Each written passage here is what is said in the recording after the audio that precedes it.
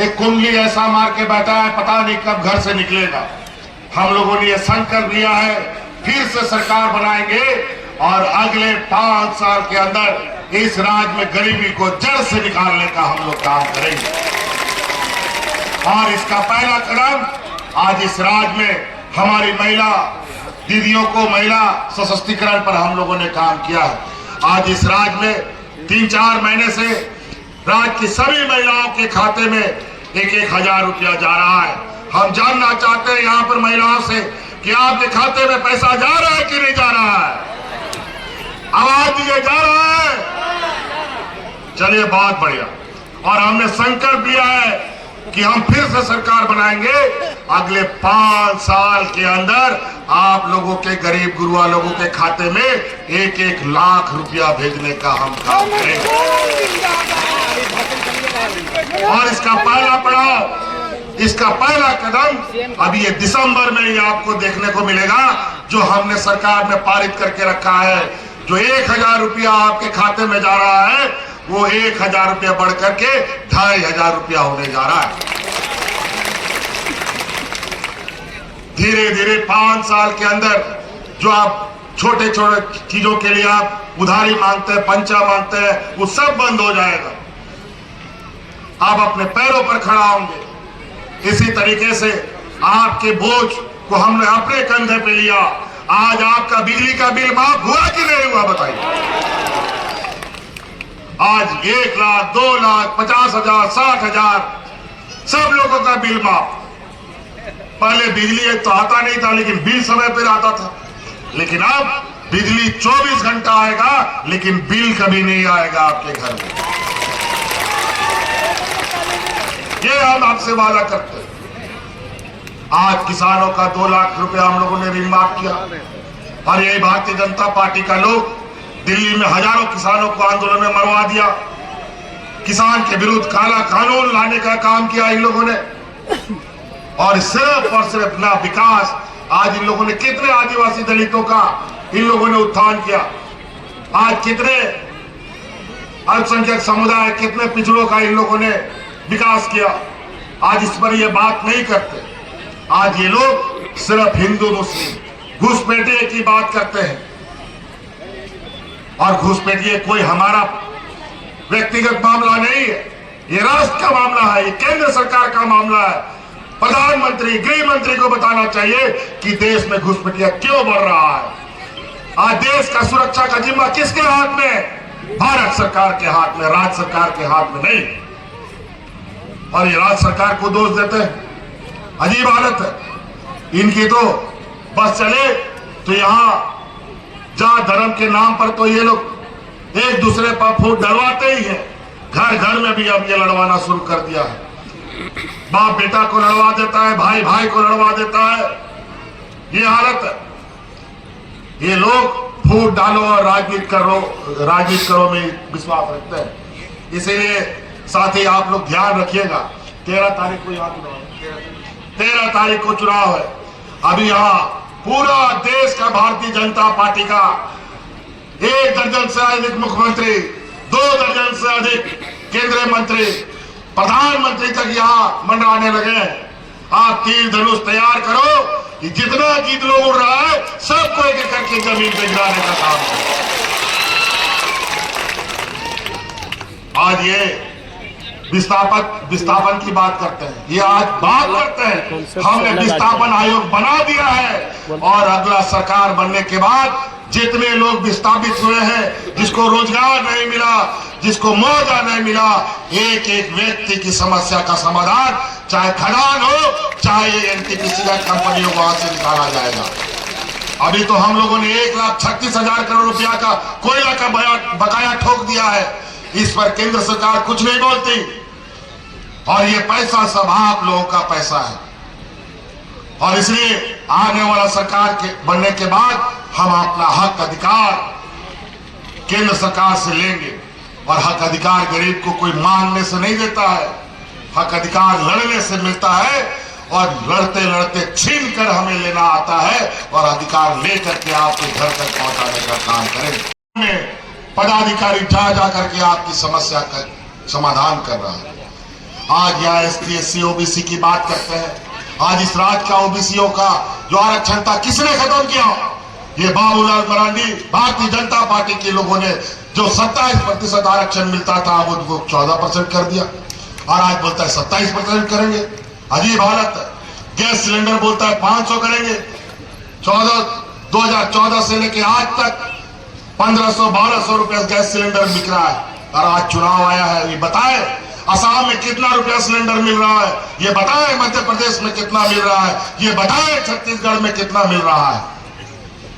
साथियों, ये आदिवासी दलित विरोधी दल है। इनको कभी नहीं ये सहता कि एक गरीब आदिवासी उनके बगल में बैठे। ये कभी नहीं चाहते कि आदिवासियों को देश में अपने पैरों पर खड़ा होने का मौका मिले। आज इसीलिए एक आदिवासी नौजवान को उतारने के लिए लगातार 2019 से ये लोग लगे हुए हैं। आज इसीलिए इन लोगों ने जो 2019 से लेकर आज तक सरकार को और मुझे कूटने का काम किया है, इस चुनाव में इन सबको कूटने का काम करना होगा। चुनाव के मैदान के माध्यम से पूर्ण बहुमत के साथ हमारे मनोज चंद्रा जी को जिताने का काम करना है, फिर सरकार बनाने का काम करना है। इसीलिए साथी 2 नंबर ईवीएम मशीन में चुनाव चंद्रा जी का महागठबंधन का तीर धनुष छाप है। इस तीर धनुष छाप से लड़के लिया झारखंड, लड़के लेंगे अधिकार के साथ आपको ये वोट करने का काम करना है। बातें बहुत है साथी, अभी और बहुत लंबा कार्यक्रम है। यहाँ से अभी हमें कुल्हान जाना है, कुल्हान से फिर हमें रांची आना है। बहुत कम समय है, मौसम भी खराब हो रहा है, इसीलिए याद रखिएगा ये लोग हिंदू मुस्लिम करेगा, अगड़ा पिछड़ा करेगा, घुसपैठ ये करेगा। बेटी रोटी माटी की बात कर रहे हैं, बेटी की क्या बात करेंगे? याद कीजिए बिल्किस बानो का केस गुजरात में 25 लोगों ने उसके साथ सामूहिक बलात्कार किया। सुप्रीम कोर्ट ने उनको सजा दे दी और चुनाव में ये भारतीय जनता पार्टी के लोग पेरोल में उनको चुनाव में बाहर छोड़ देता है। अंतोगत सुप्रीम कोर्ट के आदेश पर फिर से उनको जेल में डाल दिया जाता है। यही राम रहीम जो रेप के कांड में सजा भुगत रहा है, उसको चुनाव में छोड़ दिया जाता है और चुनाव जीतने का ये लोग काम करता है। बेटी की बात करते हैं और माटी की बात तो दूर। आज यहाँ पर विस्थापन किसका होता है? आदिवासियों का, दलितों का। यहाँ हंसदेव जंगल जाके देख लिए छत्तीसगढ़ में, अपना व्यापारी मित्रों को लोगों ने वहां पर खदान दे दिया। आज जंगलों से आदिवासियों को उजाड़ा जा रहा है। जो विरोध कर रहा है उसको नक्सल बना करके जेल डालने का काम किया जा रहा है। इसीलिए साथी बातें बहुत है, इनका एक एक सवाल का जवाब देने के लिए हमको हमारे पास जवाब है, लेकिन समय कम है। अब आप लोग को जवाब देना है। 5 साल आप लोगों के लिए हम लोग रोए गाए हैं। आज कोरोना में हम लोगों ने आपको बचाया है और इस कोरोना में आपको बचाने के लिए हमें बहुत बड़ी कीमत चुकानी पड़ी है। हमारे हाजी हुसैन अंसारी साहब शहीद हुए, हमारा भाई जगन्नाथ महतो आज की सेवा करते करते शहीद हुआ, तब ये राज्य की जनता बचा है। इसीलिए साथी आप लोगों को इस बात को याद रखना होगा, ये वीरों की धरती है, कोई चोरों चक्कों की धरती नहीं है। इस राज्य के लोग अपना हक अधिकार लेने जानते हैं, लड़ना जानते हैं। हमको यूपी बिहार आसाम का लोगों का यहाँ मदद की आवश्यकता नहीं है। हमें आता है अपना हक अधिकार लेना, इसलिए हम एकजुट होकर रहेंगे और अपना अधिकार के लिए लड़ाई लड़ेंगे। इसलिए साथी आप सब लोगों से हम जोर से आवाज सुनना चाहते हैं, मनोज चंद्रा जी को जिताइएगा ना। आसपास में आप लोग भारतीय जनता पार्टी को एक भी वोट ना जाए, सबके परिवारों का महागठबंधन पर वोट जाए और हमारा फिर से सरकार वापस आए। अबुआ दिसोम अबुआ राज के साथ अपना राज्य का सर्वांगीण विकास करेंगे। इन्हीं बातों के साथ बहुत बहुत धन्यवाद। जय हिंद, जय झारखंड, जोहार। कांग्रेस जेएमएम आरजेडी की तरफ से आपके बीच में मनोज चंद्रा जी को प्रत्याशी बना करके उतारा है और मनोज चंद्रा जी के ऊपर गुरु जी का आशीर्वाद है, सोनिया जी का आशीर्वाद है, लालू जी का आशीर्वाद है, वाम दलों का आशीर्वाद है। और आज पूरे राज्य में एक ही आवाज गूंज रही है, फिर से इस राज्य में आबुआ दिसोम आबुआ राज, आबुआ सरकार आएगा। हम लोग इस प्रचार में गांव-गांव, पंचायत, विभिन्न जिलों में, विभिन्न विधानसभाओं में कार्यक्रम करते हुए आज आपके बीच में आए और ये कहने आए हैं कि वोट मांगने हम लोग अधिकार के साथ आपके बीच में आए हैं। हम लोगों ने आप लोगों के लिए काम किया, आप लोगों के दुख दर्द को समझा, आपके बूढ़े बुजुर्ग, घर परिवार के बाल बच्चों को लेकर, किसानों को लेकर, महिलाओं को लेकर, शिक्षा को लेकर, स्वास्थ्य को लेकर, आधारभूत संरचना को लेकर हम लोगों ने काम किया। हम आज इस पिछड़े राज्य में, जहां हमारे अधिकतर लोग गांव देहात में बसते हैं, उनकी गरीबी हमसे छुपी नहीं है। राज्य अलग हुए 20 साल, अभी 25 साल होने जा रहा है। 20 सालों तक हमारे विपक्ष के लोगों ने इस राज्य को हाँकने का काम किया, लेकिन आलम 20 वर्षों में ये हालत इन लोगों ने कर दिया था कि डबल इंजन की सरकार में लोग हाथ में राशन कार्ड लेकर के भाग करते हुए मरा था। और आज फिर से ये वोट मांगने आए हैं। ध्यान रखिएगा, ये लोग वोट सिर्फ और सिर्फ अपने पेट भरने, अपने पूंजीपति साथियों को मदद पहुंचाने के लिए वोट मांग रहे हैं।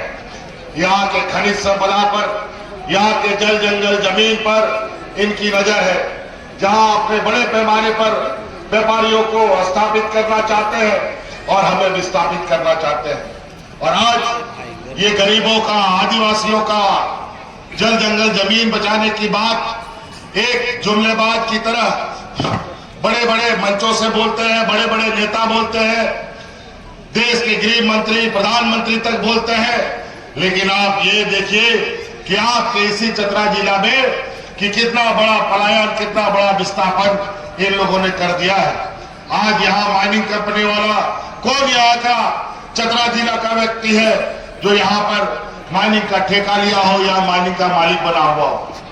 आज इसी तरीके से इस राज्य में उद्योग लगाने को लेकर, खनन करने को लेकर ये अपने व्यापारी मित्रों को यहाँ बैठाना चाहते हैं और यहाँ के आदिवासियों को, यहाँ के मूलवासियों को बेदखल करने का इनका एक सोची समझी षड्यंत्र के तहत ये धीरे धीरे आपके बीच में घुस करके हमें बिखरने का प्रयास करता है और हमारे वोट का बिखराव करना चाहता है। ये लोग एक तरफ पूंजीपतियों की पूरी जमात, दूसरी तरफ आदिवासी, दलित, पिछड़ा, अल्पसंख्यक समुदाय की जमात खड़ी है, जहां पूंजीपतियों के बीच और गरीब गुरुआ लोगों के बीच में ये चुनावी जंग है। ये आपको देखना होगा कि आज हमने किस तरीके से कोरोना का जंग को भी लड़ा और किस तरीके से भाजपा के लोगों के षड्यंत्र को भी हम लोगों ने चुनौती देकर जीत हासिल की है। आज 2-2.5 साल तक कोरोना के चपेट में हम लोग फंसे रहे और 2-2.5 साल तक जो हम लोगों ने काम करना शुरू किया, लगातार इन लोगों ने हमें परेशान किया, जेल भेजने तक का काम किया। आखिरकार ना वो सरकार हिला पाए, ना हमें जेल में रख पाए।